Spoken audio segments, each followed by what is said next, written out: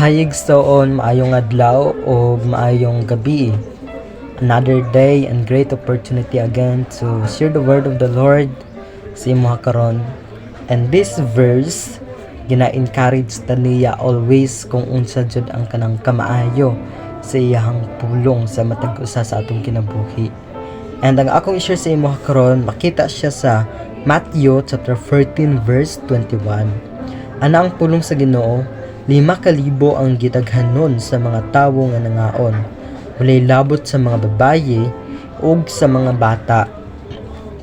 Ang passages nini kung paano ginapakaon ni Jesus ang mga katawhan, no, nga 5,000 except paani ang katong mga babaye ug ang mga bata. Approximately daghan jud kayo, dili lang nato ni siya matandaan. And kining nga verses naga-perform si Jesus og miracle, no? But I will focus nga share sa inyo kung unsa ang atong matun-an sa verse 21. Imagine that ginapakaon ni Jesus ang kanang mga tawo pinaagi sa iyahang miracle.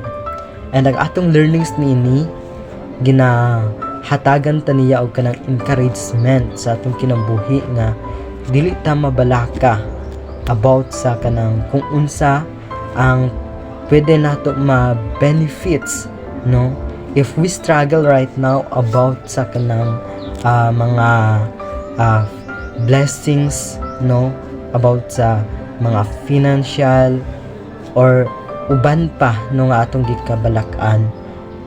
Remember that kung paano gina-perform ni Jesus ang kini nga klase nga miracle, and sama pud ni, no, ang pag-perform ni Jesus sa atua og kanang miracle right now, no, in different way. For example, we struggle in financial or blessings, wala kayo tay kanang mga grasya nga moabot sa atua, but we must remember si Lord, no, siyang magahatag sa ato kanang mga panalangin makaon, no, para dili ta magutman. And that's a kind of blessings. And even nga ga-struggle pud ka sa financial, no, you have a lack of financial, but remember this word kung paano gina-perform ni Jesus ang miracle sa mga katawhan, no, sa unang nga panahon.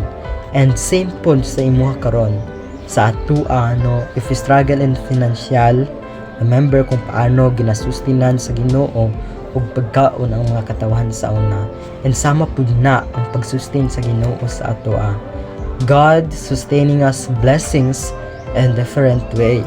Pero ang purpose ra gihapon, no, para maka-benefits ta, para dili ta maunsa sa atong kinabuhi.